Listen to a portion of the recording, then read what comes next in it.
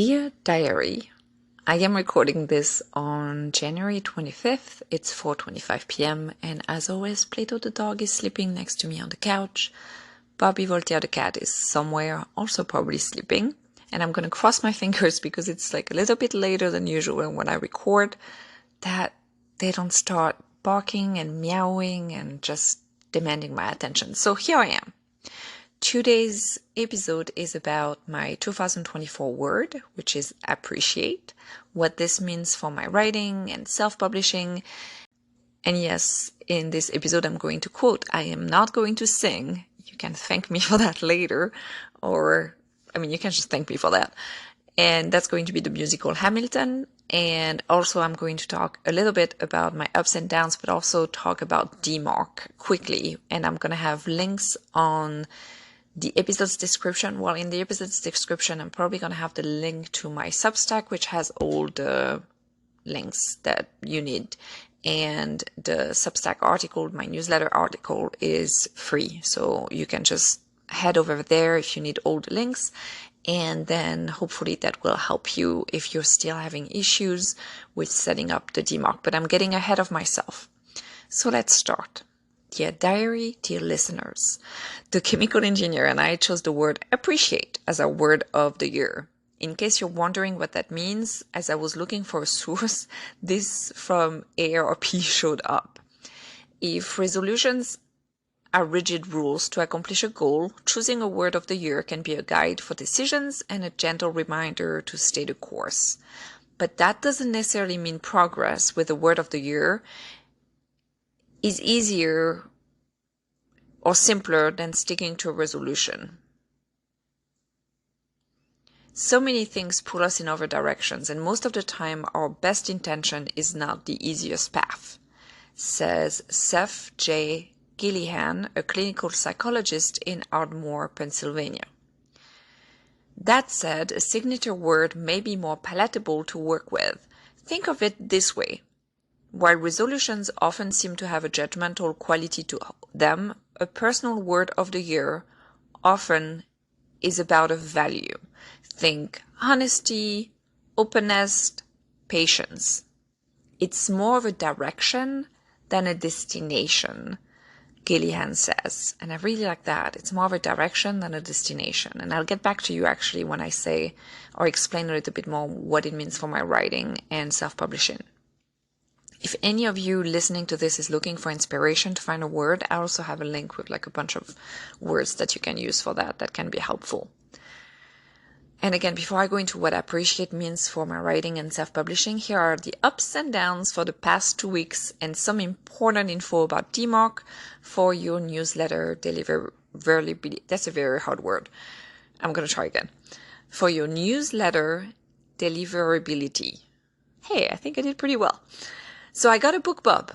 In December, I mentioned as one of my downs of the week that Sweets for Love had gotten rejected for a BookBub. Well, I waited for 30 days, resubmitted Sweets for Love, and I got it. So it is scheduled to run actually today when I'm recording this in the rom-com category, and it is in US and international, and I am so excited. I mean, right now, actually, I just got a message from one of my author friends, and she said that it's at the top 6, like at the top 10, it's number 6 on the free Kindle store, number 6 in the entire free Kindle store. The last time I checked, it was 15 on Apple Books. I haven't checked since. And so it's, going up the charts on all e-retailers, and I'm super excited. I stacked 2 other promos. So I did a free Booksy yesterday in Steamy Contemporary Romance, and I have a Fussy Librarian tomorrow. So I will keep you updated on the results. I'll do a post about that.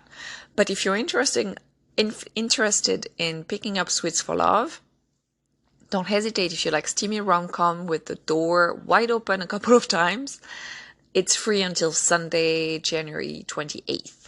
So the links are also in that same newsletter article. Another up, my Vella bonus doubled in December.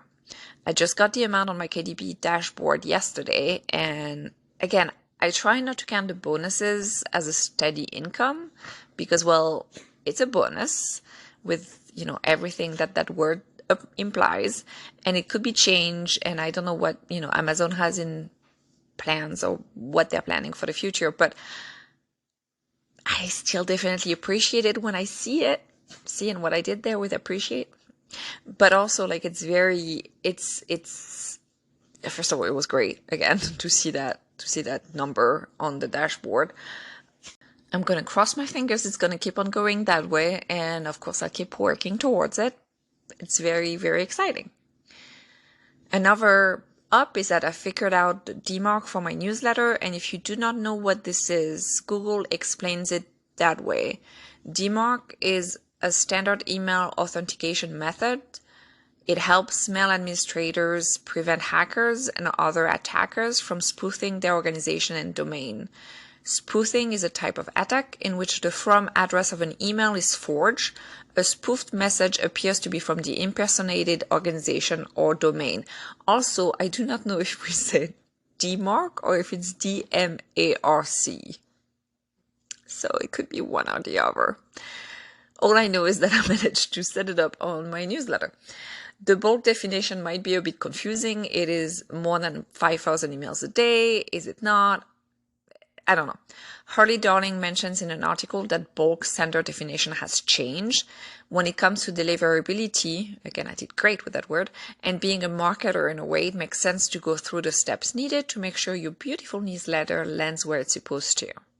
So for me, for example, I had to update my email. Elodie@elodienowodatsky.com is the email I use for my newsletter. And I had to go through my WordPress.com dashboard and then change the DNS record there. So it was an entire, like, there was a few steps that I needed to do. So both Harley Darling and Tammy Labreck have very helpful articles and videos on the topic. They both do newsletters related to authors and, you know, publishing, self-publishing, and I've taken both of their classes and I really recommend them both. I used Harley's a couple of days ago, so the article she did with a video, and then I read in her Facebook group, and this is what I used to update my WordPress.com records so that I pass all the necessary steps for Google. And then when I tried out and I sent my newsletter, I was able to check if it passed, and it did indeed pass. Tammy has screenshots as well. She just sent an email actually today with information about what to do and the different steps, and that might be helpful for some of you as well. So I have those links, including the links to both articles and also the links to their Facebook author groups that I find personally very helpful. So in case you would like more information, if you have not done it yet, I would highly recommend both of those articles and that group. The change happens on February 1st, so I wanted to make sure to mention it in this episode. So I shared a lot of ups. Here's a down. I launched my Ream tiers, and so far no one has signed up to be a member. I have 17 followers and I'm very, very grateful for them. My tiers start at $3 a month up to $20 a month. The $20 a month is sending actually something to the person who signs up, and it's a limited tier. I only have 5 members that can sign up for that particular, tier. So that's a down. I was expecting one at least to maybe sign up, but it's okay. I mean, it's a down. But I knew that it was more of a marathon, so I'm trying to.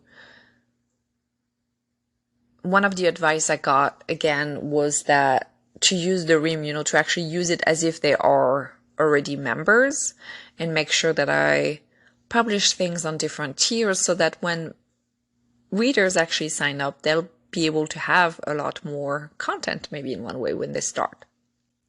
I have like a coupon right now too for my tiers, which is a 50% off for 3 months. So if you are listening to this and you're actually interested in joining my Ream, make sure that you become a follower first, and then you'll see the coupon in the discussion. So my husband asked if he should become a member, which is cute. Yes, he's the best, but I told him no again, because it's a slow process, and like that, yeah, it was very nice of him to ask.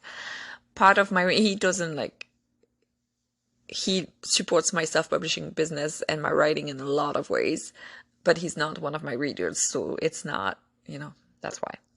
Part of my dream is to have a more community feel and be able to do more things for my readers, and yes, also having the means to do so, and also enabling me to publish more. Because publishing more, for me, I'm a number one achiever, for those of you who speak Gallup strength, and for me that means having achievable steps in the writing of my manuscript, so in the different processes, help me a lot. So I've noticed that, publishing early chapters work very well for me, as well as publishing episodes for my Kindle Vella, for example. And especially since Miss Me, Miss Me Not has been brewing in my mind for so long, and I'm doing a prequel short story of Dear Santa with Love on my Ream page as well, because for that particular manuscript and story, I need to know exactly what happened between my characters before the beginning of Dear Santa with Love. So that's going to make writing the novella actually more real, and I hope even better. I did have another up. I got 7 new newsletter subscribers since the beginning of January, and that's before the BookBub. So I'll keep you updated on that as well. So what does the word appreciate mean in terms of writing and self-publishing? So Merriam-Webster gives this definition for the transitive verb, which is the one I'm going to focus on right now. I'm not talking about, appreciating in terms of adding value. I'm talking about, and those are the different definitions. A, to grasp the nature, worth, quality, or significance of. B, to value or admire highly. C, to judge with heightened perception or understanding, be fully aware of. D, to recognize with gratitude. So for me, it's more right now, it's to recognize with gratitude. I think it's more what I'm going for with appreciate, and also to grasp the nature, worth, quality, or significance of. So basically, in terms of writing, it means take the time, smell the roses, or enjoying making the book boyfriend I'm currently writing even grumpier or funnier, or I want to really enjoy and immerse myself in the stories I'm writing and not only write them fast. So if you know the musical Hamilton, or if you've watched it or listened to it several times, like The Chemical Engineer and I, you probably know the words, how do you write like you're running out of time? Every day you fight like you're running out of time. How do you write like tomorrow won't arrive? How do you write like you need it to survive? So granted, some of this for me might come from the fact that I had cancer, because it sometimes feels like that, or it felt like that a little bit sometimes, where I'm writing. It's like I need to write. Like I'm running out of time. And okay, in this case, when I say it might come from the fact that I had cancer, it's probably not the right auxiliary verb. There is no might. Part of it does come from some of my medical history and what I've been through during treatments. Part of it comes from my desire to level up, to get better, faster. But also I want to appreciate the moments it takes to actually get better and maybe even faster. Like I want to appreciate the steps that it gets to, that I need to take to get there. I'm not going to go from 1 to 10. I need to like really appreciate the journey in a way. I want to appreciate the moments when I'm deep into the story I'm writing, and I want to appreciate the road and not only the destination. Above I quoted that article from ARP, and that psychologist was talking about how the journey is important and not only the destination. Well, it's a bit like that. That is like that verb appreciate adds another layer to that, I feel. Especially because the destination changes and goalposts move. And when it comes to self-publishing, I want to appreciate those moments of connections more. And I want to, again, appreciate the steps I'm taking towards making a career out of it. So yes, appreciate is the word for me, and also my husband, for 2024. So did you pick a word for the year? If you did, you can let me know on my newsletter. Again, the link is in the episode's description, or you can send me an email at author@elodienowodatsky@gmail.com. And dear diary, let's talk soon again. To all writers out there, happy writing, and to everyone, happy reading.